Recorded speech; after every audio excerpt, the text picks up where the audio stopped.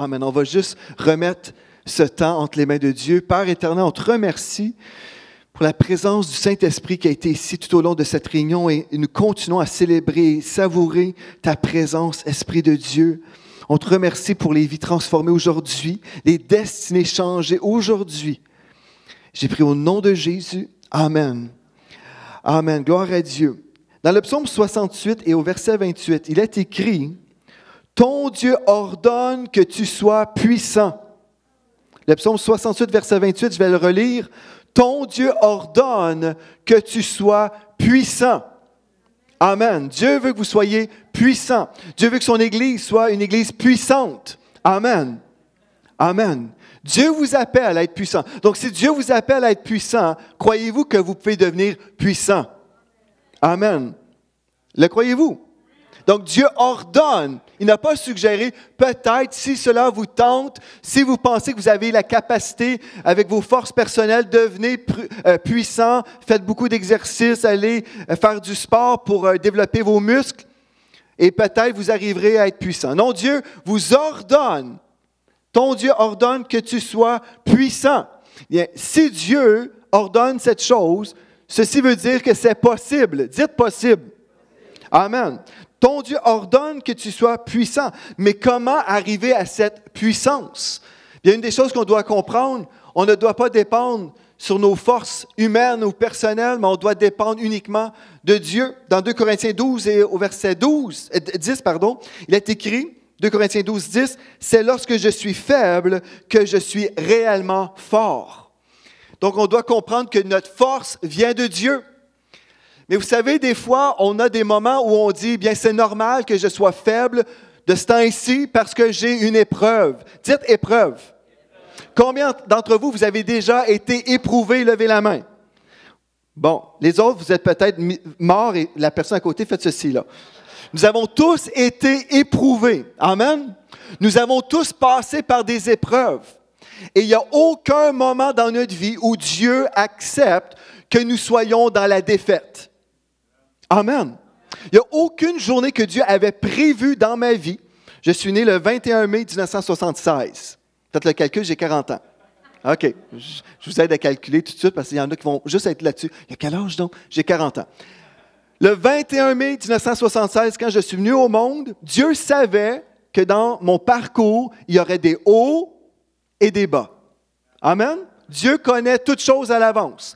Il y a des hauts et des bas. Mais Dieu n'avait jamais prévu que dans un moment d'épreuve, un moment bas, Dieu n'avait jamais prévu qu'à ce moment-là, que je renierais ma foi ou que je serais dans la dépression. Amen. Dieu ne prévoit aucune journée de dépression pour ses enfants. Il n'y a aucune journée où, malgré la tristesse, certaines fois on peut passer par des épreuves où nous pouvons être attristés, mais il n'y a aucune journée où j'ai le droit de ne pas être joyeux.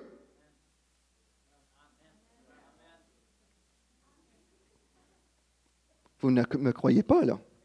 Dans 1 Thessaloniciens chapitre 5 et le verset 16, il est écrit « Soyez toujours joyeux ».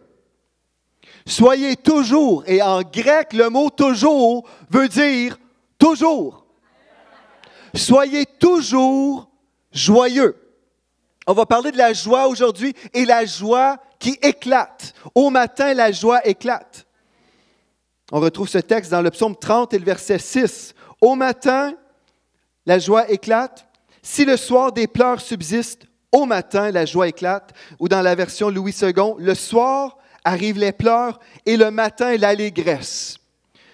Vous allez dire, OK, Dieu nous dit, soyez toujours joyeux. Et oui, j'étais en accord avec toi, pasteur, quand tu as dit, OK, Dieu va toujours nous demander de faire des choses que nous pouvons faire, mais être toujours joyeux, franchement, est-ce qu'on doit vraiment prendre ce texte au sérieux? Et le peuple de Dieu va dire, oui.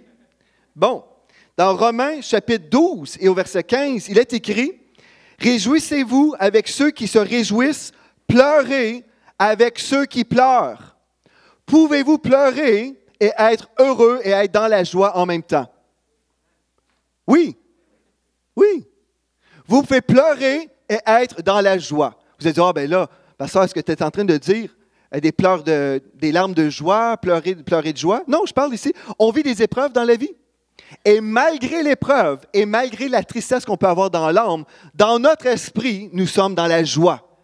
Parce que des fois, il y a des choses négatives qui arrivent et on peut vivre des douleurs dans notre corps, dans notre âme. On vit des douleurs parce que nous sommes des êtres humains. Avez-vous remarqué? Je suis un être humain, vous êtes un être humain. Il n'y a personne ici en fait en plastique. Nous sommes tous des êtres humains. Donc, Dieu nous a construits, nous a bâtis avec un corps, une âme, un esprit. Nous sommes un esprit, nous habitons un corps et nous possédons une âme, notre pensée, notre volonté et nos émotions. Et Dieu nous a créés avec des émotions et c'est tout à fait normal d'avoir des émotions parce que nous ne sommes pas faits en plastique ou en bois ou en autre chose. Nous sommes des êtres humains, c'est comme ça que Dieu nous a conçus. Et on ne rejette pas notre âme, on apprend par contre que notre esprit domine sur notre âme. Amen. C'est une chose. Donc, on ne rejette pas notre âme. On peut avoir des mauvaises choses dans l'âme, mais gloire à Dieu, Dieu peut nous sanctifier et dans notre âme, on peut avoir des émotions qui vont plaire à Dieu. Amen. Gloire à Dieu. Dieu ne veut pas qu'on rejette aucune partie de notre personne. Nous devons juste être transformés à son image. C'est tout. Amen. Donc, ce texte-là me parle et vous parle. Soyez toujours joyeux. Soyez toujours joyeux. Et pleurez avec ceux qui pleurent. Donc, Dieu nous appelle à être dans la joie. Et vous allez dire, est-ce que c'est vraiment important de parler de la joie quand il y a tellement de choses terribles qui se passent dans notre monde? Est-ce qu'on devrait peut-être plus parler de d'autres choses ce matin? J'aimerais vous annoncer que Dieu veut sauver un grand nombre ici dans cette ville. Amen. Dieu veut, et ce matin on l'a vu avec le prophète Jérémie de l'autre côté, dans le théâtre de Poche, nous avons eu un temps merveilleux où nous avons été exhortés à avoir cette soif que Dieu se serve de nous pour gagner des âmes. Donc, gloire à Dieu pour ça. On veut être vraiment actif et prêcher l'Évangile à droite et à gauche. Amen. On veut être en feu pour Dieu. Amen. Mais savez-vous que des chrétiens qui ont de l'air malheureux, qui ont de l'air déprimés, ne font pas une belle publicité pour le Seigneur Jésus? Et Dieu veut que cela change. Amen. Dieu veut que chaque enfant de Dieu soit rempli de joie. Rempli de joie à déborder. Mais j'ai rencontré souvent des gens dans la vie, dans le ministère, qui m'ont dit, « Pasteur, c'est parce que tu ne sais pas ce que je passe. Tu ne sais pas ce que je traverse en ce moment. » Oui, soyez toujours joyeux, je comprends, pasteur. C'est dans la Bible. Mais si tu passais par ce que je passe, tu comprendrais. Avant 2 semaines, vous pouvez dire, oh, le pasteur, lui, il n'a jamais rien vécu de difficile. Et il y a beaucoup de personnes qui nous ont dit ça des fois. Toi, tu peux être comme ça. Tu peux prêcher ce que tu prêches parce que tu n'as jamais vécu d'épreuve dans ta vie. J'ai des gens qui m'ont dit, un pasteur me dit ça, toi, tu ne crois pas dans la psychologie chrétienne parce que tu n'as pas eu de problème. Mais il y a des cas lourds dans le corps de Christ. Et toi, tu es comme ça à cause de ton parcours parce que tu as été élevé dans les voies de Dieu. Mais si tu avais vécu ce que certaines personnes ont vécu, tu aurais besoin des psychologues. J'ai rencontré le meilleur psychologue. Et son nom est Jésus. Amen. Non, je peux vous dire, aujourd'hui, on peut avoir des larmes. Il y a des jours où on peut être attristé, mais Satan ne volera jamais ma joie. Satan ne volera jamais ma joie. Savez-vous pourquoi c'est tellement important de parler de la joie aujourd'hui? Parce que la joie du Seigneur est votre force. C'est à quel moment vous avez besoin de cette force? C'est quand vous passez à travers une épreuve. C'est à ce moment-là où vous avez besoin de cette force surnaturelle pour passer à travers des choses difficiles. Mais plusieurs chrétiens vivent une épreuve et là, le texte qui nous dit « Soyez toujours joyeux », ils se disent « ça, c'est quand ça va bien. » Quand ça va bien, je vais croire ce texte-là. Mais ce n'est pas à ce moment-là où vous avez besoin de vivre la force surnaturelle de Dieu. Là, c'est au moment où ça va mal, quand il y a des épreuves, quand les vents sont là contre vous. C'est à ce moment-là où vous avez besoin de recevoir cette force surnaturelle pour passer à travers. Amen. Amen.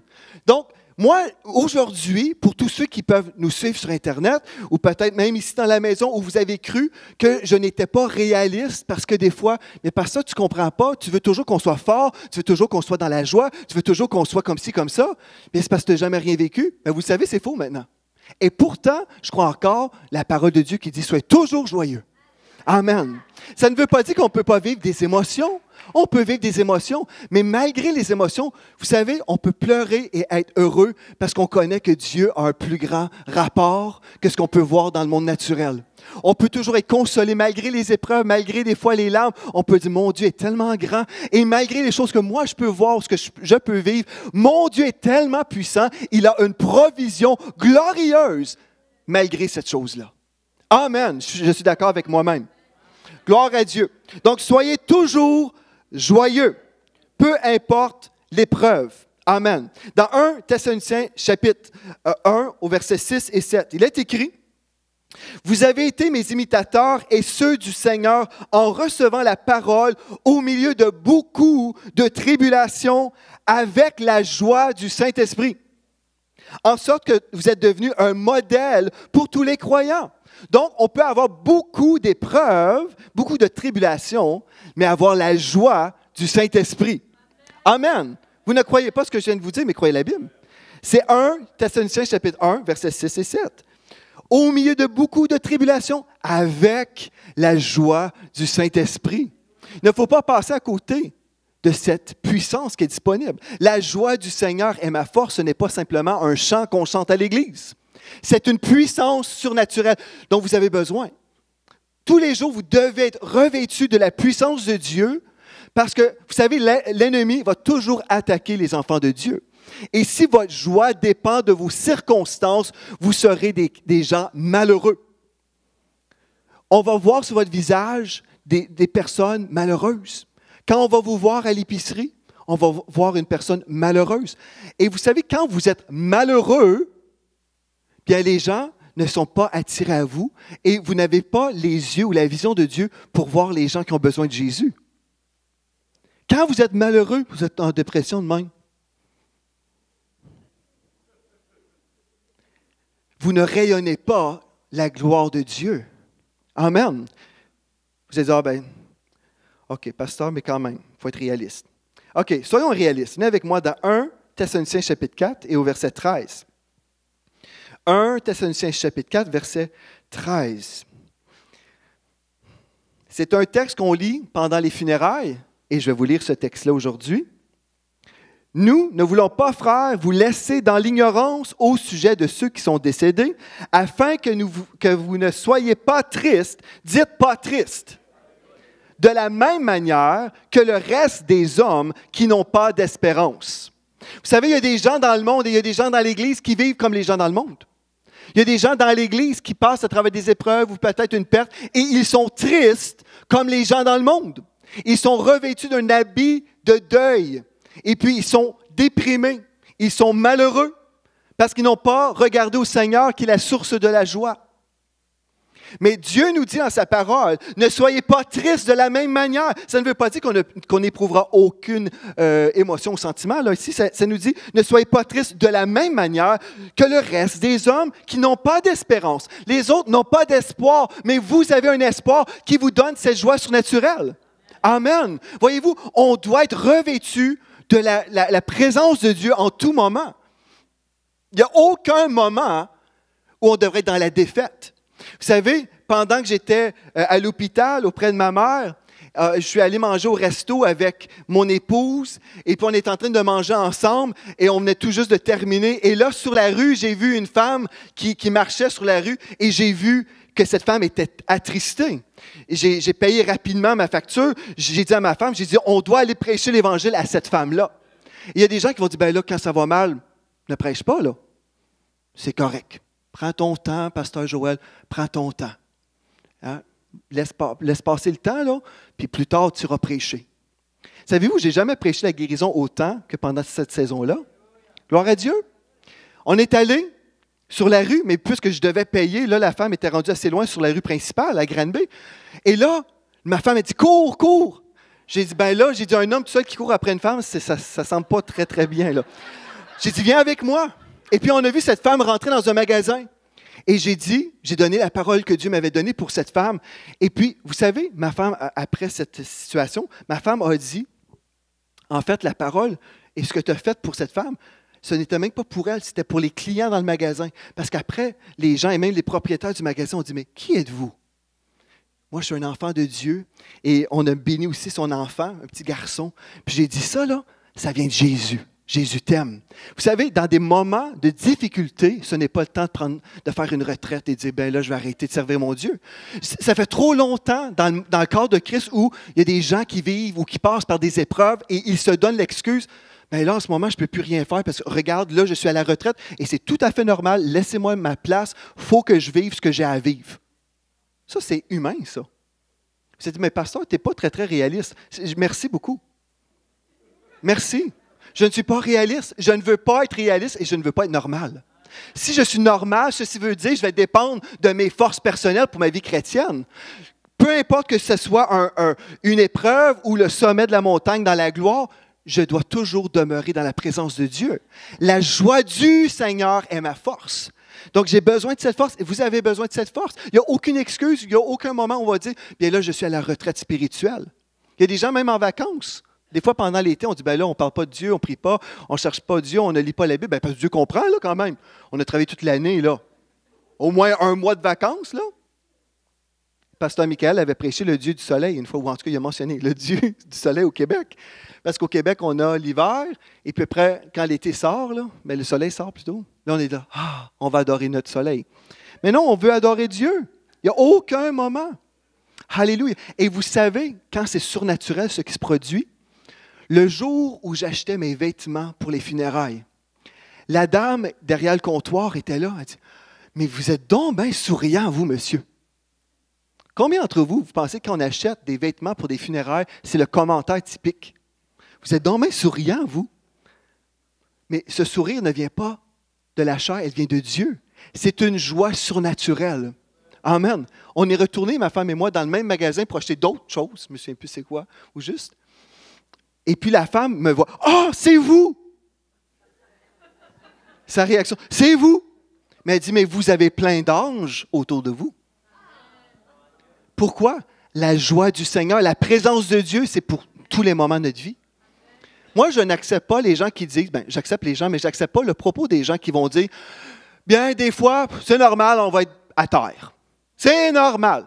Ouais, ben, c'est vrai, c'est normal. Mais je ne veux pas être normal. Et cesser d'être normal. Amen. On peut avoir de la tristesse dans le cœur, mais Satan ne peut pas voler notre joie. Parce que cette joie, c'est une force surnaturelle et spirituelle. Amen. Et c'est cette force-là qui nous aide à passer au travers. Je parlais avec ma sœur, puis on parlait ensemble. J'ai dit, merci Seigneur Dieu pour la foi que Dieu nous a donnée avant l'épreuve, pendant l'épreuve et après. Si ce n'était pas pour notre foi, on serait à terre. Mais parce que nous avons une foi dans le Dieu Tout-Puissant, on peut être dans la joie. Puis ce n'est pas une fabrication. Écoutez bien, il y a des gens des fois qui vont dire, bien là, moi je suis en dépression, mais je vais mettre un beau sourire, je vais faire l'hypocrite. Ou des fois, les gens vont s'imaginer qu'on est hypocrite parce qu'on est heureux, malgré l'épreuve. Des fois, les gens vont dire, ah ben là, regarde, il fait semblant. Non, je ne fais pas semblant. Amen. Je ne fais pas semblant parce que c'est authentique, c'est surnaturel et c'est la présence de Dieu, c'est la grâce de Dieu. Amen. Gloire à Dieu. Alléluia. Écoutez bien, dans le Proverbe 17, verset 22, nous lisons « Un cœur joyeux est un bon remède, mais un esprit abattu dessèche les eaux. Qui veut que vos eaux soient desséchées? » C'est le diable, n'est-ce pas? Ou dans la Bible du Sommeur, « L'esprit déprimé mine la santé. » La santé, c'est une chose qu'on veut avoir, mais l'esprit déprimé ou l'esprit abattu dessèche les eaux. C'est ça que Satan veut pour vous. Il veut que vous acceptiez que c'est normal d'être en dépression de temps en temps. Mais vous savez, le temps que vous acceptez d'être en dépression ou être déprimé, cette journée-là, peut-être, c'était une journée où vous étiez pour semer l'Évangile dans la vie de quelqu'un. C'est peut-être cette journée-là où vous étiez pour expérimenter la plus grande joie. Amen. Est-ce que je parle à des gens réveillés ce matin? Amen. Alléluia. Gloire à Dieu. Je vais vous lire le texte. Néhémie 8:10, « La joie du Seigneur sera votre force. » Mais au tout début, nous lisons, « Ne vous affligez pas, car la joie du Seigneur est votre force. » Mais quand on parle de joie dans le monde, les gens vont dire, bien, quand ça va bien, quand j'ai une augmentation salariale, là, je vais être dans la joie. Vous comprenez, n'est-ce pas? La vision du monde. J'ai une augmentation salariale. Ou j'ai trouvé la femme de ma vie. Là, je suis dans la joie. N'est-ce pas? Ça, c'est la raison que les gens vont donner. Les gens vont donner ça comme raison pour expliquer leur joie. Mais l'enfant de Dieu, lui, plusieurs chrétiens vont dire, bien moi, j'ai trouvé l'Église parfaite. Oh là, je suis dans la joie. Ça me fait rire, les gens qui disent ça. J'ai trouvé l'Église parfaite. Et c'est le premier mois qui vient d'arriver dans une église. Le mois plus tard, le pasteur, c'est Satan en personne. Non, c'est vrai. Ah, j'ai trouvé le meilleur pasteur au monde. 2 mois plus tard, finalement, on voit ça sur Facebook. C'est un ci, puis c'est un ça.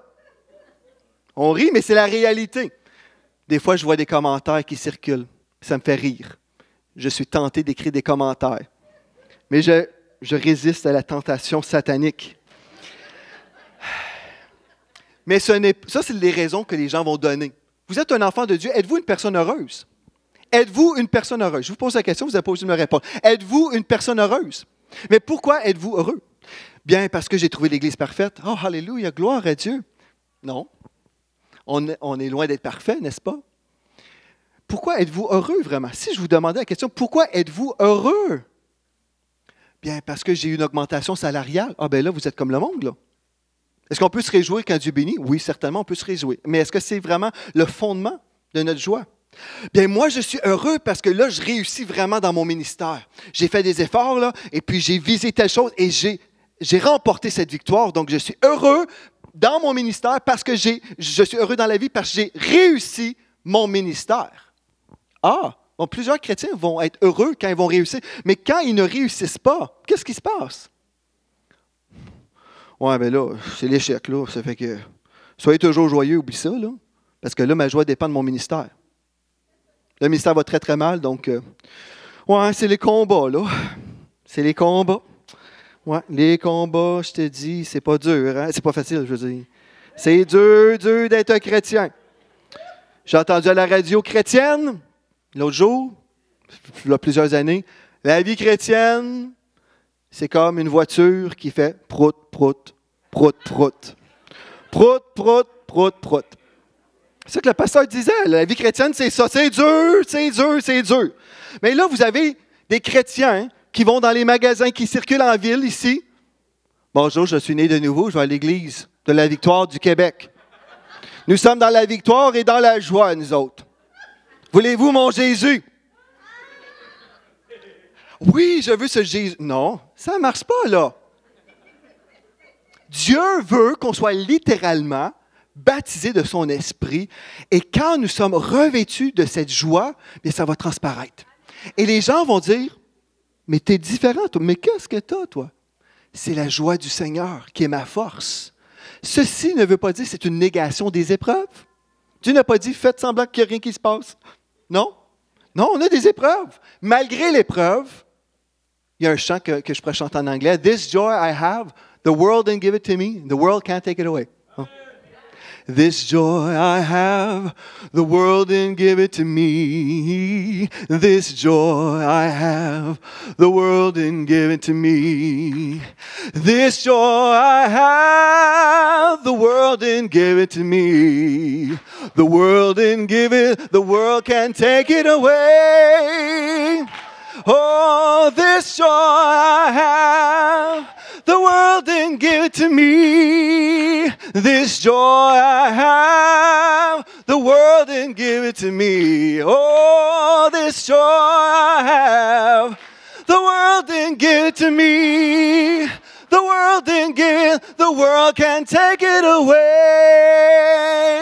Amen. Gloire à Dieu. Amen. Cette joie que j'ai, le monde ne me l'a pas donnée et le monde ne peut me l'enlever. Amen. Alléluia. Gloire à Dieu. Bon, je vous ai mentionné, plusieurs chrétiens sont contents, heureux, quand leur ministère fonctionne bien. Et là, on dit, bien, c'est plus noble. Mais venez avec moi dans Luc, chapitre 10 et au verset 20. Luc, chapitre 10 et le verset 20. Nous avons les 70 apôtres, disciples du Seigneur Jésus. Jésus les a envoyés, aller prêcher l'Évangile, chasser les démons, ressusciter les morts, allez-y, prêcher l'Évangile du royaume. Et les apôtres, les disciples reviennent remplis de joie parce qu'ils avaient chassé des démons et les gens avaient été délivrés. Pensez-vous que c'est une bonne raison de se réjouir? Amen! C'est une bonne raison. Ah, j'ai chassé des démons. Au nom de Jésus, la personne a été totalement délivrée. Je devrais me réjouir. Remarquez ce que Jésus a dit. Je trouve ça vraiment intéressant. Jésus a dit, « Cependant, ne vous réjouissez pas de ce que les esprits vous sont soumis, mais réjouissez-vous de ce que vos noms sont écrits dans les cieux. » Jésus a repris ses disciples. Moi, je me dirais, ben, Jésus aurait dû dire, « Hey, c'est beau les boys, je vous ai bien entraînés, vous êtes allés dans la mission, vous avez vécu des victoires, vous avez vraiment démontré vraiment la puissance de Dieu. Alléluia, c'est merveilleux. » Mais Jésus n'a pas fait ça. Jésus était certainement d'accord et en accord avec la prédication et les fruits, les résultats. Certainement, Jésus était d'accord. Mais il a souligné une chose importante. Il dit, « Réjouissez-vous de ce que vos noms sont écrits dans les cieux. » Ce qui veut dire que ceci devrait être suffisant pour vous. Que votre ministère fonctionne bien ou ne fonctionne pas bien. Peu importe les choses, que vous avez prié pour quelqu'un et que la personne a été guérie ou non, que vous avez chassé des démons ou non, ce n'est pas la raison ultime pourquoi nous sommes heureux. Vous n'avez rien compris, là. J'ai chassé des démons et la personne a été délivrée. Jésus dit, ce n'est pas la vraie raison pourquoi tu devrais te réjouir. Oui, c'est correct d'être heureux, là. Mais la vraie raison, c'est parce que vous êtes né de nouveau. C'est la vraie raison. Parce que si vous mettez vos yeux ailleurs, bien, des fois, vous verrez, il y a des choses, des fois, vous ne comprendrez pas. Et si votre joie dépend de ça, vous allez passer à côté. Jésus est tellement intelligent, n'est-ce pas? Moi, je trouve. Jésus dit, le fondement de ta joie est en Christ, et le fondement de ta joie, c'est le fait que tu vas passer l'éternité au ciel avec moi. Ceci devrait te suffire. Ça ne veut pas dire qu'on va s'arrêter là et dire, bien là, c'est tout ce que je vais faire dans la vie. Non, parce qu'il avait pourtant envoyé ses disciples à prêcher ce message. Ces gens-là étaient en obéissance. Mais pourtant, Jésus a souligné le fait qu'ils devaient se réjouir de savoir que leur nom était inscrit dans les cieux. Alléluia. Dans Matthieu 5, verset 8, « Heureux ceux qui ont le cœur pur, car ils verront Dieu. » Vous voyez, Jésus, ce qu'il veut pour nous, c'est qu'on puisse avoir la perspective éternelle. La perspective éternelle en tout temps. Je suis heureux et la joie que j'ai, le monde ou le ministère ou rien d'autre est la source. Christ est la source. Donc, je peux être heureux tous les jours de ma vie parce que tous les jours, je sais que mon nom est inscrit au ciel. C'est pour ça que je peux être heureux. Il n'y a aucun matin où je me réveille et je me dis, « Oh, je me demande si Jésus ou Dieu le Père a effacé mon nom. » Non! Amen. Je me réveille le matin et je sais mon nom est inscrit au ciel. Je suis en route vers le ciel. Il n'y a aucun démon de l'enfer qui peut m'empêcher de rentrer au ciel. Et voici ma raison de réjouissance. Alléluia. Alléluia. Gloire à Dieu. Le psaume 34, verset 5. OK, vous avez dit, mais comment faire vraiment, là, être heureux tout le temps? Est-ce que c'est une joie artificielle? Est-ce que c'est du théâtre? Est-ce que c'est du théâtre? Non, je peux vous dire, j'ai déjà pleuré de tristesse. Et beaucoup même. Avez-vous déjà pleuré de tristesse? Est-ce que c'est correct de pleurer? Mais quand on comprend que cette joie-là, c'est spirituel, malgré les larmes, on peut être dans la joie, parce qu'on a la paix surnaturelle de Dieu qui est là également. La paix de Dieu, la joie de Dieu malgré les larmes. Et quand on sort, alléluia, on peut rayonner la gloire de Dieu. Je vais vous donner la clé. Voulez-vous connaître la clé de Dieu? Dans le psaume 34 et au verset 5, la Bible nous dit, « Quand on tourne vers lui les regards, on est rayonnant de joie et le visage ne se couvre pas de honte. » Je vais le relire. Le psaume 34 et au verset 5, il est écrit, « Quand on tourne vers lui les regards, qui va tourner les regards vers Dieu? Est-ce que c'est Dieu qui va venir prendre votre tête? Est-ce que c'est Dieu qui va le faire? Ben, je dormais l'autre soir et la main de Dieu est descendue. Non. Non. Qui va tourner les regards vers Dieu? Je vais le faire, vous allez le faire. Quand on tourne vers lui les regards, on est rayonnant de joie. Quand on tourne, donc ici on voit le mot tourne et c'est un verbe. Je dois le faire. Quand on tourne vers lui les regards, on est rayonnant de joie. Mais je dois prendre la décision de tourner les regards vers lui. Si je ne prends pas la décision de tourner les regards vers lui, je vais tourner les regards vers mes circonstances qui me dépriment et je vais être déprimé et je ne vais pas glorifier Dieu dans mon regard, je vais avoir l'air abattu. Mais vous savez, Dieu se cherche des hommes et des femmes qui vont répondre à l'appel et gagner des âmes cette année. Cette semaine. Amen. Amen. Êtes-vous d'accord? Dieu se cherche des personnes disponibles, comme on a bien entendu ce matin, des hommes et des femmes disponibles qui vont dire, je vais être disponible pour le Seigneur et je vais briller pour Jésus.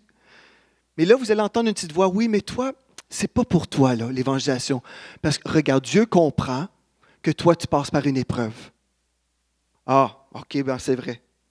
Puisque je passe par une épreuve, je devrais ne plus rien faire. Quelqu'un dans cette maison a déjà passé par une épreuve et là, on va dire, ben, on va prendre notre retraite. Vous savez, j'ai entendu le témoignage de la femme d'Oral Roberts, Evelyn Roberts.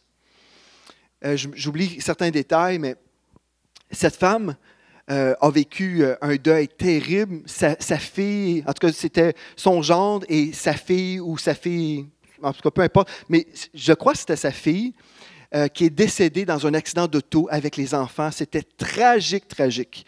Une situation horrible, n'est-ce pas, quand on perd un enfant. Et dans son deuil, dans sa tristesse, Evelyn Roberts priait. Et le Saint-Esprit lui a dit, va faire une semence à la télévision et va prêcher à la télévision, va encourager le peuple de Dieu dans les nations, va prêcher à la télévision. Combien d'entre vous, vous vous imaginez, quand vous venez d'apprendre que vos enfants viennent de mourir dans un accident d'auto, que vous n'avez pas le goût d'aller prêcher à la télévision? Je vais prêcher ici, je pense qu'ils sont plus nombreux là. Quand vous venez de perdre vos enfants dans un accident tragique, avez-vous le goût d'aller prêcher? Ah, merci. Vous n'avez pas le goût? Ah, mais on est dirigé par nos goûts, n'est-ce pas, dans la parole? Mon juste il vit par la foi, n'est-ce pas? Il est dirigé par le Saint-Esprit. Il marche par la foi. Elle a entendu la voix du Saint-Esprit qui lui a dit, va semer dans ta souffrance, va semer dans la vie des gens. Et c'est en semant qu'on récolte. Elle a semé de l'amour, de la compassion quand elle était brisée. Et c'est là où elle a récolté de l'amour. Elle a récolté sa propre guérison. Donc, j'aimerais vous aider. Si vous êtes un chrétien à la maison, vous êtes un chrétien ici à l'Église, puis vous dites, ben moi, j'ai vécu des choses difficiles dans ma vie, et c'est pour cette raison que je suis à la retraite de la vie chrétienne. Bien, Dieu, aujourd'hui, vous dit, c'est le temps de se lever. C'est le temps de se lever. Mais tu ne comprends pas par où je passe? Ben, peut-être je passe par une période plus difficile que toi. Mais non, ça va bien. Mais juste vous dire, vous comprenez? Non, mais vraiment, là. Les chrétiens s'imaginent que les pasteurs sont faits en, je ne sais pas trop, là. Mais on est des êtres humains. Mais les êtres humains, Dieu, là, il y a toujours une provision pour les êtres humains. Je m'excuse, moi, ça me dérange les gens qui font plus pitié que les autres. Ma situation est pire que tout le monde sur la planète. Je m'excuse, c'est faux ça. Get up, lève-toi. Amen. Lève-toi, relève-toi. Oui, j'ai été blessé dans des églises. Ah ben, join the club. C'est un club, ça. Mais on va le fermer, ce club-là, parce qu'on ne sera pas le club des blessés. On va être le club des gens qui pardonnent. Amen, qui tournent la page. Amen. Non, mais vraiment. Amen. Donc, Dieu nous dit, lève-toi et brille. Lève-toi et brille. Car ta gloire arrive. La gloire de l'Éternel se lève sur toi. Lève-toi et brille. Amen. Donc, on a des émotions, comme tout le monde, mais on apprend à gérer ces émotions-là en tournant nos regards vers le Seigneur. On sait que Dieu est tellement grand, tellement puissant. Il est la source de toutes choses. Il est notre provision. Il guérit les cœurs brisés. Il restaure notre âme. Mais Dieu est le champion pour nous. Amen. Et puis, on peut marcher et avancer. Amen. Dans le psaume 30 et le verset 12, verset 13 également, 12 et 13. « Tu as transformé mes pleurs en une danse de joie et tu m'as ôté mes habits de deuil pour me revêtir d'un habit de fête. Afin que de tout mon cœur et sans me lasser, je te chante, Éternel. Mon Dieu, je te louerai à jamais. » Sans me lasser. Ceci veut dire on va persévérer là-dedans. Amen. Je vais être revêtu d'un habit de fête et de tout mon cœur, sans me lasser, je te chante, Éternel. Amen. Alléluia. Dans le psaume 28, verset 7, « Mon cœur bondit de joie, je veux chanter pour te louer. » Le psaume 16, verset 11, « Tu me feras connaître les sentiers de la vie. Il y a d'abondantes joies devant ta face. » Mais je dois regarder au Seigneur. Je dois regarder au Seigneur pour vivre la joie abondante. Je dois prendre la décision de tourner le regard vers le Seigneur. Mais vous ne pouvez pas vivre ce que je vous prêche aujourd'hui si vous ne croyez pas que c'est possible.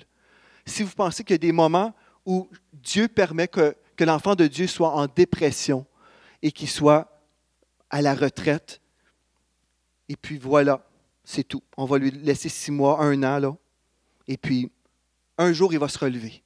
Non, aujourd'hui, c'est le jour de votre délivrance. Amen. Gloire à Dieu.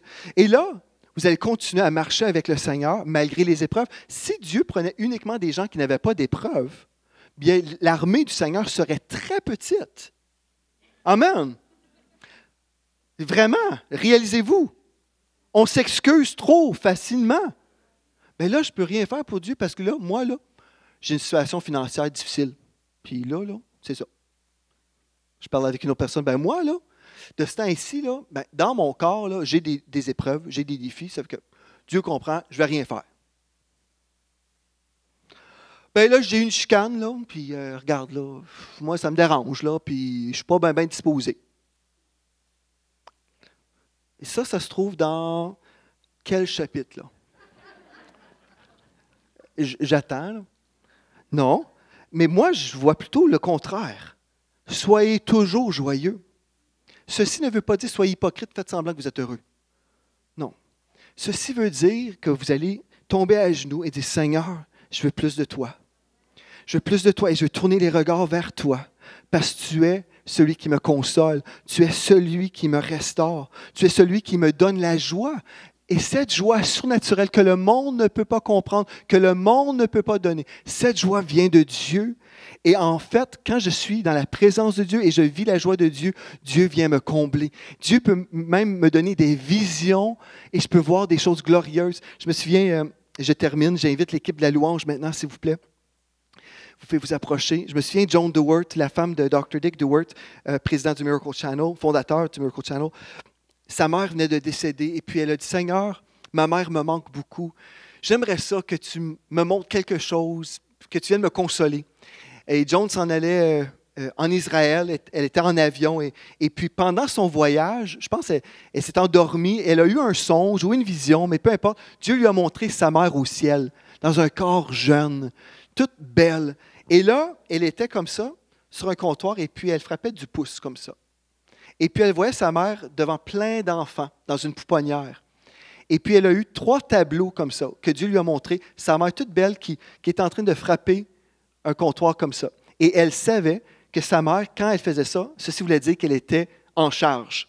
Donc Dieu lui a montré par ces 3 tableaux, Dieu lui montrait, ta mère est en charge d'une pouponnière au ciel. Elle a beaucoup de plaisir parce que la mère aimait beaucoup les bébés. Et puis, Joan dit, je crois que c'était des enfants avortés, que la mère était là aussi. Vous voyez, quand on tourne nos regards vers le Seigneur peut nous donner une provision, même une consolation comme ça, un songe, une vision. Gloire à Dieu, on n'est pas seul. Amen. Quand ça va mal, il y a plusieurs chrétiens qui se détournent de Dieu. Au lieu de tourner le regard vers Dieu, ils disent, ben là, regarde, ça va mal, là, plus tard Dieu. N'est-ce pas? Il y en a, ben là, j'arrête d'aller à l'église pendant plusieurs semaines. Écoute, je vis mon problème.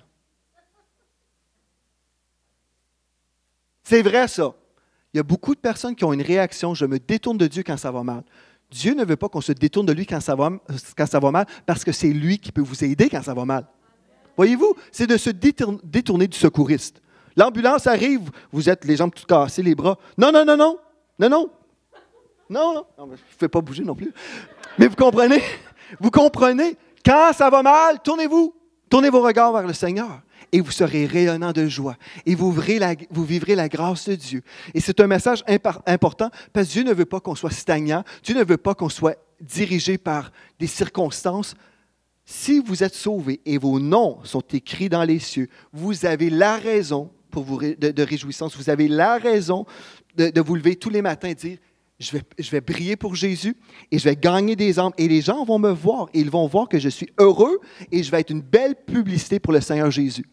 Quand les gens vont me voir dans les rues, il n'y a aucun moment où je ne prêcherai pas l'Évangile. Il n'y a aucun moment. Non, je vais répondre à l'appel de Dieu tous les jours de ma vie parce que Dieu était au courant de toutes les choses que j'étais pour vivre et pourtant, il m'a sauvé. Amen. Gloire à Dieu. Je veux juste terminer avec un verset que j'ai oublié. Vous avez encore la grâce pour un verset? Écoutez bien. Faites-vous partie du règne de Dieu? Faites-vous partie du royaume de Dieu? Écoutez bien ceci. Dans Romains 14, verset 17, il est écrit « Le règne de Dieu ne consiste pas à réglementer le manger et le boire. » Tu n'as pas le droit de faire ci, tu n'as pas le droit de faire ça. Oui, tu as le droit. Non, non, oui, non, oui, non. Ce n'est pas ça le royaume de Dieu. Mais, écoutez, le règne de Dieu ne consiste pas à réglementer le manger et le boire, mais par le Saint-Esprit, à nous rendre justes et à nous donner la paix et la joie. Si vous êtes juste, mais vous avez l'air de bœuf, vous avez un problème. Si vous êtes juste, mais vous avez juste la paix intérieure, mais c'est votre témoignage baptisé dans le vinaigre, mauvais témoignage. Le royaume de Dieu, si vous êtes un citoyen du royaume, moi je suis un citoyen de la Nouvelle-Jérusalem. Je suis Canadien pendant quelques années encore, mais ma vraie citoyenneté, c'est la Nouvelle-Jérusalem. Et c'est merveilleux, j'ai une très belle maison au ciel.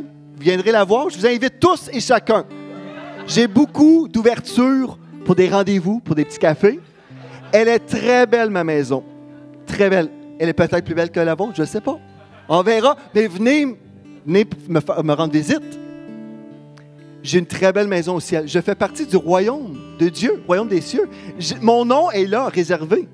Je n'ai pas d'hypothèque au ciel. Non, non, ma maison est déjà payée.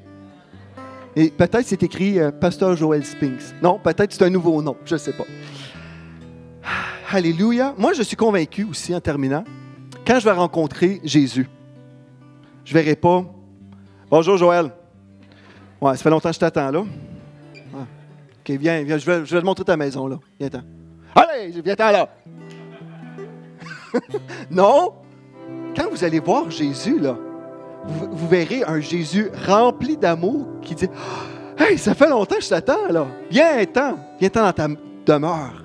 Viens, bon, fidèle serviteur. Entre dans le repos, dans la joie de ton maître. » Je crois, quand on va voir le Seigneur Jésus, on va rencontrer l'amour en personne. On va voir un Jésus souriant, rempli d'amour. Mais savez-vous que vous êtes Jésus sur la terre? Quand vous êtes chez Walmart avec vos enfants, là, « Hey, j'ai dit, il faut faire ça. » Les gens vous voient. Ah, ça, c'est le frère de l'Église de la Victoire là, que j'ai vu. Là. Regarde comment il parle à ses enfants. Non, est-ce que vos enfants vous trouvent joyeux? Ma prédication n'est pas finie, là. Quand les gens vous voient en public, avec vos enfants, avez-vous l'air d'un air de bœuf? Ou les gens peuvent voir, ah, c'est une famille heureuse. C'est important, ça, votre témoignage est important. Vous dites, ouais, mais je ne sais pas trop comment prêcher l'Évangile. Commencez au moins avec votre témoignage. Amen? Amen? Il faut aimer nos enfants, il faut aimer les gens. Amen? Je ne sais pas pourquoi je continue, là. Ça doit être bon. Ça doit être Dieu qui veut ça. Non, mais vos enfants devraient vous voir comme étant des personnes heureuses. Amen? Mon père, ma mère, c'est des personnes... Moi, je peux vous témoigner. Mes parents sont des personnes heureuses. Amen. Ma mère, je pense, c'est une femme la plus rayonnante que j'ai connue de ma vie. Amen. Pourquoi? Ah, ben parce qu'elle avait une grosse maison et une piscine creusée. Non. Elle avait la piscine creusée, mais c'est pas pour ça. La source de son bonheur, c'est Jésus. La source de son bonheur, c'est que son nom était écrit dans le livre de vie. Amen. La source du bonheur véritable. Amen. Que vous puissiez dire aujourd'hui, Seigneur, je ne veux pas juste être juste, je ne veux pas juste avoir ta paix, je veux être heureux. Et je veux que les gens puissent voir la gloire du Seigneur à travers mon visage.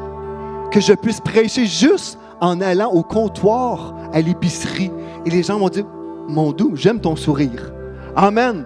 Ça, c'est le sceau du royaume de Dieu. La justice, vous ne marchez pas dans le péché, vous êtes dans la paix, vous n'êtes pas comme ça, non. Vous êtes dans la paix et vous êtes dans la joie. Ah, ça, c'est votre héritage. C'est votre portion. Amen. Je prends une décision aujourd'hui. Moi, je vais être plus heureux que vous. Je vais être plus heureux que vous êtes heureux. Non? Devenez heureux. Continuez à regarder au Seigneur. Quand vous regardez au Seigneur, c'est impossible d'être en dépression.